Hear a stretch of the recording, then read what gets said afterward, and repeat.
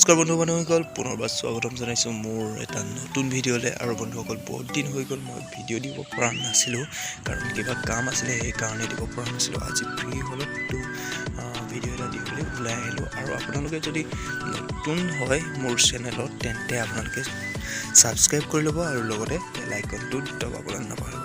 তেন্তে বলক বন্ধুসকল, আমি যাওঁ লেটেকু পুখুৰী।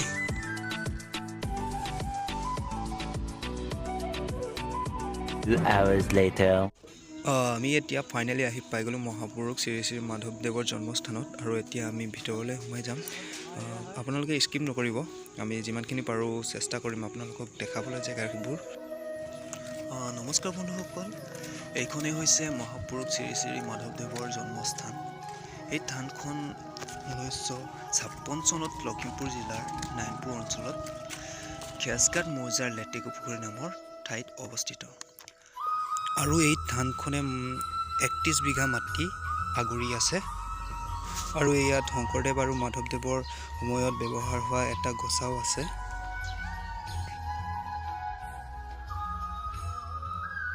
এইটোৱে হৈছে গুৰুগৃহ, য'ত নেকি মহাপুৰুষ শ্ৰী শ্ৰী মাধৱদেৱৰ জন্ম হৈছিল বুলি সকলোৱে বিশ্বাস কৰে। আৰু গুৰুগৃহটো চাৰিওফালে বহুত ধুনীয়াকৈ চিত্ৰ অংকন কৰি থোৱা হৈছে। মই যিমানখিনি পাৰোঁ আপোনালোকক দেখাবলৈ চেষ্টা কৰিম। আৰু ৰাইট চাইডে এটা কুঁৱা আছে, যিটো কুঁৱাত নেকি আগতে মহাপুৰুষ মাধৱদেৱহঁতে পানী খাইছিল বা গা ধুইছিল বুলি সকলোৱে বিশ্বাস কৰে। তো এইটো বহুত ধুনীয়াকৈ ৰখা হৈছে ইয়াত।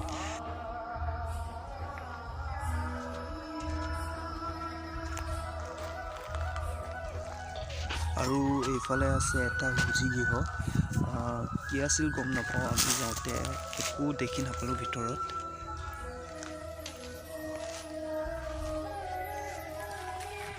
এয়াই হৈছে গুৰুগৃহটোৰ চাৰিকাষে আঁকি থোৱা চিত্ৰসমূহ, বহুত ধুনীয়াকৈ আঁকি থোৱা হৈছে। আৰু আপোনালোকক দেখাবলৈ যিমানখিনি পাৰোঁ চেষ্টা কৰিছোঁ। আপোনালোকে পাৰিলে স্ক্ৰীনশ্বট মাৰি চাই ভালদৰে চাব পাৰে।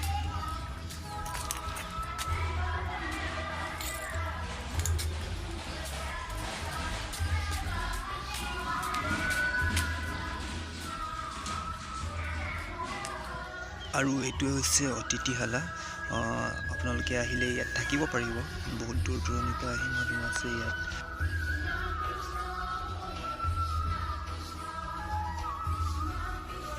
আৰু এইটোৱে হৈছে ইয়াৰ মূল নামঘৰ। আমি আহোঁতে ভাগৱত পাঠ কৰি আছিল, তো আমি ভিতৰলৈ সোমাই যাব নোৱাৰিলোঁ। আপোনালোকক যিমানখিনি পাৰোঁ বাহিৰৰ পৰা দেখাবলৈ চেষ্টা কৰিছোঁ। আৰু এইটোৱে হৈছে ঐতিহাসিক লেটেকু পুখুৰী। ইয়াত বিভিন্ন ধৰণৰ ডাঙৰ ডাঙৰ মাছ আছে, আৰু এই মাছবোৰ কোনো কাৰণত বেচা নহয়।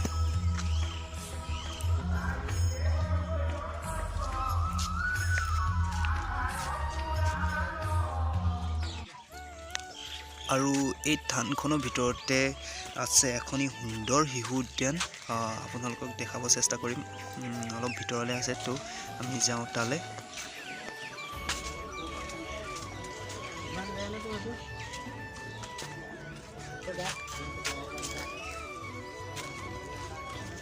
আৰু ইয়াৰ ভিতৰত আছে গড়, হাতী, আৰু লগতে ঝুলনা আছে, খেলিব পাৰে।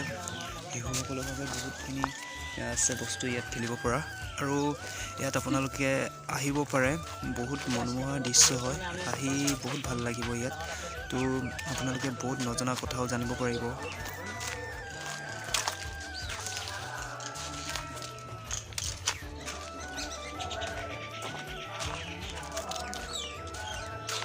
আৰু ইয়াত বহুত ধুনীয়াকৈ মূৰ্তি কিছুমান বনাই থোৱা আছে। এতিয়ালৈকে স্থাপন কৰা নাই, এইবোৰ কৰিব চাগে, গম নাপাওঁ।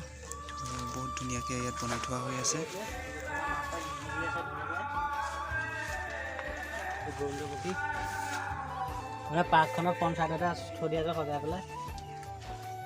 এতিয়া আমি লগ পাই গ'লোঁ ইয়াৰ সভাপতি ডাঙৰীয়াক।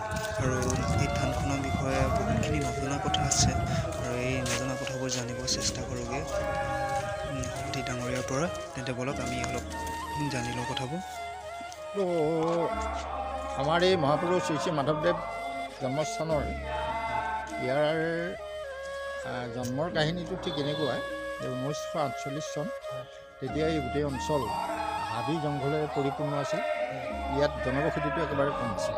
ইয়াত অন্যান্য খান্তি, মিচিং, দফলা এনেজাতীয় জনজাতীয় কিছু লোকে গাঁও হিচাপে নহয় ঠায়ে ঠায়ে বাস কৰিছিল। আৰু সেই সময়তে কি হ'ল, তেওঁলোকৰ যিখিনি মানুহ ইয়াত বাস কৰিছিলে সেই মানুহখিনিৰ প্ৰধান জীৱিকাৰ উপায়টো আছিলে যে হাতী চিকাৰ আৰু খৰি লুৰি সেইখিনি বিক্ৰী কৰি পৰিয়াল পোহপাল দিয়া। তেওঁলোকৰ জীৱিকাৰ উপায় সেইটো আছিলে। এদিন ঠিক তেনেদৰে হাতী চিকাৰ আৰু খৰি লুৰিবলৈ আহোঁতে আহি দেখিলে আমাৰ বৰ্তমানৰ যিটো লেটেকু পুখুৰী, যিটো পুখুৰীৰ পাৰত মহাপুৰুষ মাধৱ গুৰুজনাৰ জন্ম হৈছিল, সেই লেটেকু পুখুৰীটো তেওঁলোকে দেখিলে যে এটা বৰ ডাঙৰ পুখুৰী, যিটো পুখুৰীত নেকি পিতৰ ওপৰত বহুত ডাঙৰ ডাঙৰ গছ হৈ আছে। তেতিয়া তেওঁলোকে সেই পুখুৰীটো দেখি বৰ ভয় খালে। ইমান ডাঙৰ পুখুৰী, ডাঙৰ কলহৰ পুখুৰী তেওঁলোকে কোনোদিন দেখা নাছিল। ভয় খাই পেলাই তেওঁলোক তাৰ পৰা গুচি গৈ সমীপত যিখিনি মানুহ আছিলে সেই মানুহখিনি গোটেই কথাখিনি তেওঁলোকে জনালেগৈ। তেতিয়া সেই গোটেই মানুহবোৰ লগ লাগি আহি চালেহি যে হয়, প্ৰকৃততে এইটো এটা বৰ ডাঙৰ পুখুৰী, যিটো পুখুৰীৰ ওপৰত পিতৰ ওপৰত বৰ প্ৰকাণ্ড গছ গজি আছে। তেতিয়া এই কথাটো প্ৰচাৰ হৈ গ'ল চাৰিওফালে প্ৰচাৰ হৈ যোৱাৰ পিছতেই বিভিন্ন ঠাইৰ পৰা, এই অঞ্চলত যিখিনি মানুহ বসবাস কৰি আছে বিভিন্ন ঠাইৰ পৰা মানুহ আহি ইয়াত গোট খালেহি। গোট খাই তেওঁলোকে লেটেকু পুখুৰী ঠিক নহয়, সেই পুখুৰীটো তেওঁলোকে চালেহি। ইতিমধ্যে আমাৰ বিভিন্ন গুৰু চৰিত্ৰত এটা কথা উল্লেখ আছে যে লেটেকু পুখুৰীৰ পাৰত মহাপুৰুষ মাধৱ গুৰুজনাৰ জন্ম হৈছিল। বৰনাৰায়ণপুৰৰ লেটেকু পুখুৰীৰ পাৰত মহাপুৰুষ মাধৱ গুৰুজনাৰ জন্ম হৈছিল। সেই প্ৰবাদটো ইতিমধ্যে সকলোৱে জানে, সেই কথাটো আমাৰ চৰিত্ৰ পুথিয়ে সকলোকে জনাইছে। সেয়ে তেওঁলোকে অকণমান তেওঁলোকৰ মনলৈ এটা ভাৱ আহিল যে এইটোৱেই লেটেকু পুখুৰী নেকি য'ত মহাপুৰুষ মাধৱ গুৰুজনাৰ জন্ম হৈছিল। ঠিক তেনে সময়তে আমাৰ শ্ৰী শ্ৰী উত্তৰ কমলাবাৰী সত্ৰৰ সেই সময়ৰ সত্ৰাধিকাৰ কমলাকান্ত দেৱ গোস্বামী প্ৰভু, তেখেত এতিয়া ঢুকাল। তেখেত আহি টিপলিঙত বাহৰ পাতি আছিলেহি।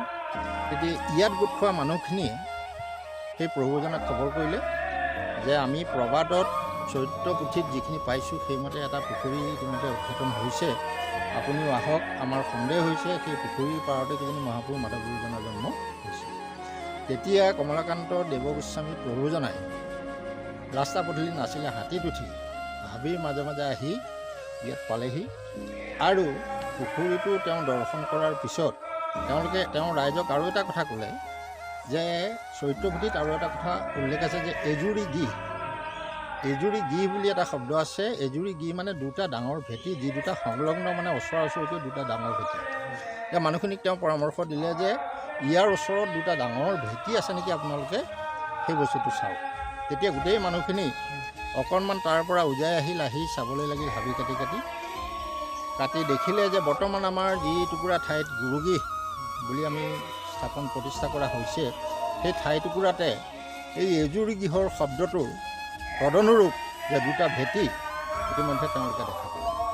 তাৰ লগে লগে কি হ'ল, সেইদিনাখনে ৰাতিয়েই এজন মানুহে, ইয়াৰ পৰা আমাৰ জন্মস্থানৰ পৰা 5 কিলোমিটাৰ দূৰৰ এজন বয়সস্থ মানুহে এটি সপোন দেখিলে কি যে ঠাই মানে এই ঠাইটুকুৰাকে তেওঁ কৈছে যে দুটা ডাঙৰ দুটা ভেটি আছে ওচৰা-ওচৰিকৈ, আৰু সেই ভেটি দুটাৰ কাষত এজোপা গছ মানে সৰু গছ, ভেটি দুটাৰ ফালে এটা ভেটিৰ ফালে গছজোপা হাঁৱলি আছে, তাতেই মহাপুৰুষ মাধৱ গুৰুজনাৰ জন্ম হৈছিল।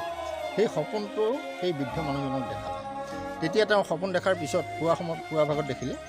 সপোন দেখাৰ পাছত তেওঁ উঠিয়েই গা পা ধুই নিকা কাপোৰ কানি পিন্ধি সেই অঞ্চলৰ ৰাইজক খবৰ কৰিলে। গোটেই ৰাইজ দলে আহি এই মানুহখিনিক লগ পালে, যিখিনি মানুহে ইয়াত নেকি পুখুৰী চাই গোসাঁইকো লগ পালে, হেৰি কৰি আছিলে, সেই মানুহখিনিক লগ পালে। লগ পাই গোটেই মানুহখিনি একেলগ হৈ তেতিয়া সেই ভেটি দুটা উদ্ঘাটন কৰিলে। তেতিয়া আমাৰ প্ৰভুজনে এটা পৰামৰ্শ দিলে যে এইটোৱেই মহাপুৰুষ মাধৱ গুৰুজনাৰ জন্মৰ ভেটি, আৰু ইয়াত আপোনালোকে এতিয়া কাম কৰক এটা যে চাফ চিকুণ কৰি টিঙৰ চালি দি ইয়াত বন্তিকৰণ জ্বলাই নাম কীৰ্তনৰ ব্যৱস্থা কৰক। ইয়াতে মহাপুৰুষ মাধৱ গুৰুজনাৰ জন্ম হৈছিল। সেইবুলি কমলাকান্ত দেৱ গোস্বামীয়ে এটা পৰামৰ্শ দিলে, আৰু তেওঁৱেই ৰাইজে সেই ঠাইটুকুৰা পৰিষ্কাৰ কৰাৰ পিছত, চালি দিয়াৰ পিছত তেওঁৱেই প্ৰথম বন্তি গছি ইয়াত সেই ভেটিত প্ৰজ্বলন কৰিলে। সেই ঠাইটুকুৰাকে আমি এতিয়ালৈকে গুৰুজনাৰ জন্ম ভেটি বুলি আমি মান্যতা দি আহিছোঁ। তাৰ পিছৰ পৰাই আমাৰ এই জন্মস্থানখনি তেতিয়াৰ সেই নীলমণি ফুকন ডাঙৰীয়া, নীলমণি ককা, তেখেত প্ৰাৰম্ভিক অৱস্থাত আছিল, জন্মস্থান উদ্ঘাটনৰ সময়ত আছিল। তেখেতেই গোটেই মানুহখিনিৰ লগত সহযোগিতাৰে এই জন্মস্থানখনি প্ৰতিষ্ঠাৰ ক্ষেত্ৰত যথেষ্ট অৰিহণা যোগালে। তেতিয়াৰ পৰাই এই ৰাইজৰ পৰিচালনাত এই জন্মস্থানভাগি এতিয়ালৈকে আৰু চলি হ'ব।